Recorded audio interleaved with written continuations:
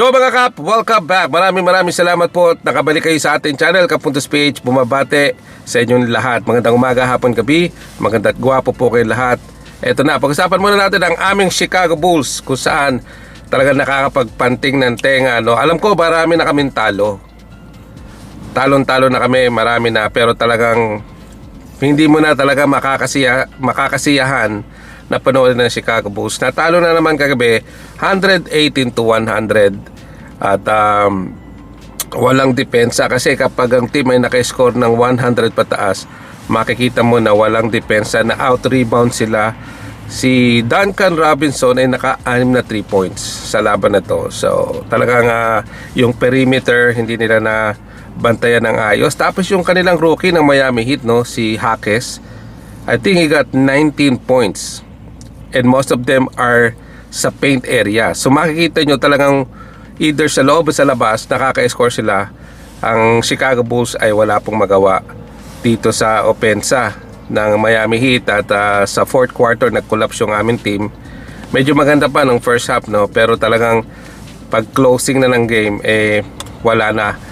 They should fire all the coaches, no? Especially si Billy Donovan. Talagang either yung coaches o yung mga kanilang president ng kanilang operation, dapat tanggalin na lahat. Talagang binuo nila yung team na yan para maging palpak, no? Patrick Williams, no show, no, 6 points. At yung tandem ni Zach LaVine at ni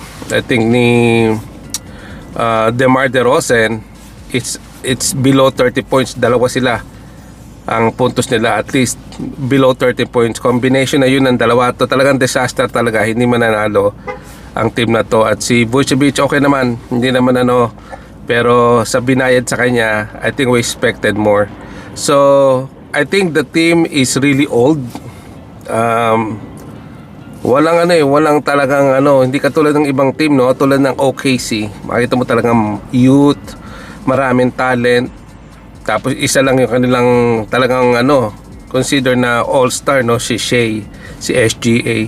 But now with Chet Holmgren, na talagang pang MVP ang laro. I'm sorry, pang Rookie of the Year pala. Rookie of the Year ang laruan ngayon ni Chet Holmgren.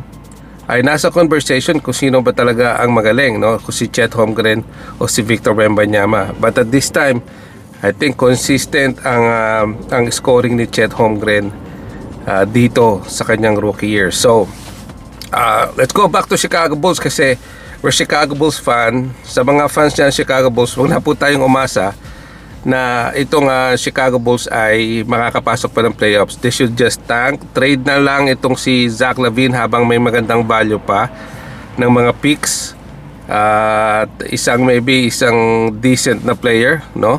Either Tyler Hero, maganda rin si Tyler Hero makuha dito sa Chicago. And let's so be it. Right now puro lang pananakit ng dibdib pang nanood kayo ng Chicago Bulls. And for me, ang player of the day or the game dito sa laro na to is Duncan Robinson. Siya po yung aking player of the game, which is belong to Miami Heat, no? At dyan ko po binibigay ang player of the game dito sa Miami versus Chicago Bulls. So yun lamang mga kaputos.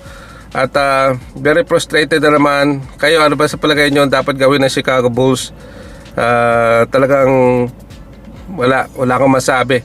Mula na pinakawan nila yan si Jimmy Butler, pinakawan na nila, nagkagulo-gulo na ang franchise ng Chicago Bulls. So yun lang mga kap. Thank you so much. Have a wonderful day. Bye bye.